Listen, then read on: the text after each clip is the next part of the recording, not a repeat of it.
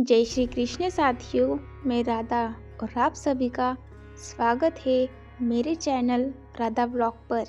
यह वह स्थान है जहां हम अध्यात्म, भक्ति, जीवन संबंधी गहरे सत्य और पौराणिक कथाओं को एक भावनात्मक और सरल भाषा में समझते हैं।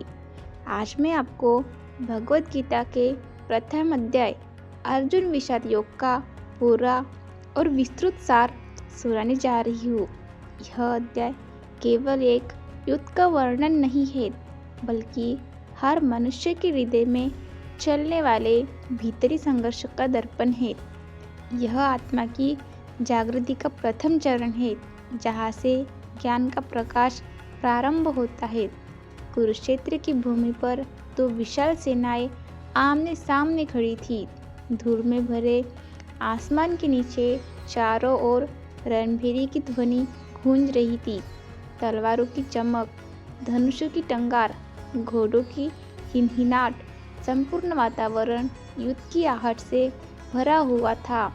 कौरव और पांडव अपनी अपनी ओर खड़े होकर इस अंतिम युद्ध की प्रतीक्षा कर रहे थे। यह युद्ध जो आदर्श और अहंकार के बीच निर्णायक भिड़ंत था। धृतराष्ट्र जो नेत्र से अंधे थे, परंतु भावनाओं में भी अपने पुत्र के प्रति पक्षपात के कारण अंधे हो चुके थे। वे संजय से पूछते हैं, संजय बताओ कि मेरे पुत्र और पांडवों ने धर्मभूमि कुरुक्षेत्र में क्या किया। यह प्रश्न केवल एक राजा का जिज्ञासापूर्वक प्रश्न नहीं था, बल्कि भीतर छिपी एक बेचैनी का संकेत था। धृतराष्ट्र जानते थे कि उन्होंने अधर्म का साथ दिया, परंतु मोह ने उन्हें सत्य देखने ही नहीं दिया। संजय अपनी दिव्य दृष्टि से युद्धभूमि का सजीव दृश्य देखते हुए बताते हैं कि दोनों ओर सेनाएं सज चुकी है। दुर्योधन अपने गुरु द्रोणाचार्य के पास जाकर गर्व और घमंड के साथ अपनी सेना की शक्ति का वर्णन करता है। उसकी वाणी में जहाँ अहंकार था, वही एक छिपा हुआ भय भी स्पष्ट था। अहंकार हमेशा वही जन्म लेता है जहाँ भीतर कहीं ना कहीं पराजय का डर छिपा रहता है। इसके बाद शंख ध्वनि की वह गूंज उठती है जो संपूर्ण ब्रह्मांड में प्रतिध्वनि हो जाती है। पांडव की ओर से श्री कृष्ण का पांचजन्य, अर्जुन का देवदत्त, भीम का पौंड्र, इन सभी शंखों की ध्वनि हवा में एक नए युग के आरंभ की घोषणा कर देती है। यह केवल युद्ध का आरंभ नहीं था, यह धर्म की विजय का उद्देश था। अर्जुन जो पांडव के परम वीर योद्धा थे, कृष्ण से कहते हैं, हे माधव, मेरा रथ दोनों सेनाओं के मध्य में ले चलिए। मैं देखना चाहता हूँ कि मुझे किन किन लोगों से युद्ध करना है। कृष्ण मुस्कुराते हुए उनका रथ दोनों सेनाओं के बीच ले जाते हैं। अर्जुन जब सामने देखते हैं तो उनका हृदय कांप उठता है। वह अपने ही कुटुंबजनों, अपने बंधु बांधवों, अपने गुरुजनों, अपने मित्रों, अपने कुल के बुजुर्ग और प्रिय संबंधियों को सामने खड़ा देखते हैं। वह दृश्य उनके भीतर तूफान उठा देता है। उनका मन द्रवित हो जाता है। अर्जुन के हाथ कांपने लगते हैं। उनका धनुष हाथ से छूटने लगता है। शरीर शीतल हो जाता है। मुख सूख जाता है। हृदय धड़कने लगता है। अर्जुन कहते हैं, हे कृष्ण, मैं इन लोगों पर बाण कैसे चलाऊं? ये तो मेरे अपने हैं। इनके मारे जाने से कुल का नाश होगा, परंपराएं समाप्त हो जाएगी, धर्म लुप्त हो जाएगा। ऐसी विजय, ऐसा राज्य, ऐसा सुख मुझे नहीं चाहिए। यदि अपने लोगों को मारकर जीतना पड़े तो ऐसी जीत व्यर्थ है। अर्जुन की आंखों से आंसू बहने लगते हैं।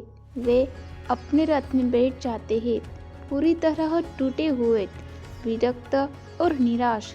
उनकी आत्मा शोक में डूबी हुई थी।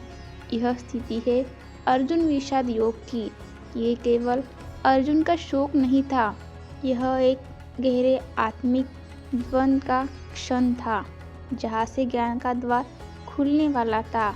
इस अध्याय का आध्यात्मिक अर्थ अत्यंत गहरा है।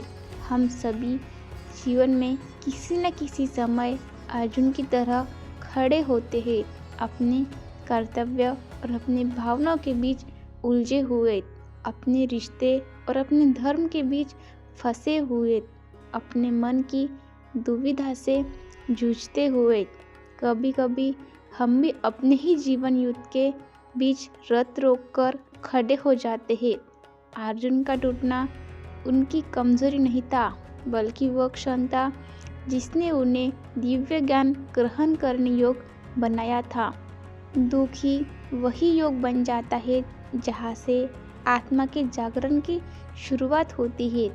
अगर मैं राधा अपने राधा ब्लॉग के दर्शकों से कहूँ तो यह अध्याय सिखाता है कि जीवन में जब हम टूटते हैं, वही क्षण हमारी सबसे बड़ी सीख लेकर आता है।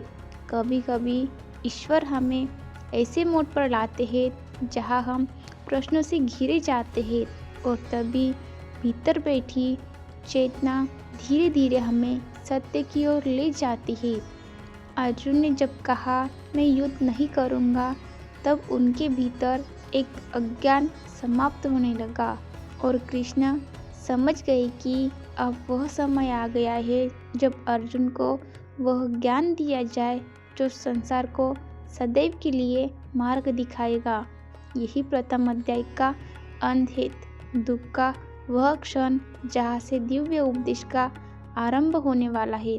अगले अध्याय में कृष्ण अर्जुन को वह गीता का अमृत देते हैं जिसने युगों युगों तक मनुष्य का मार्गदर्शन किया है।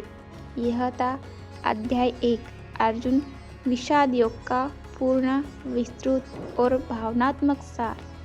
राधे राधे।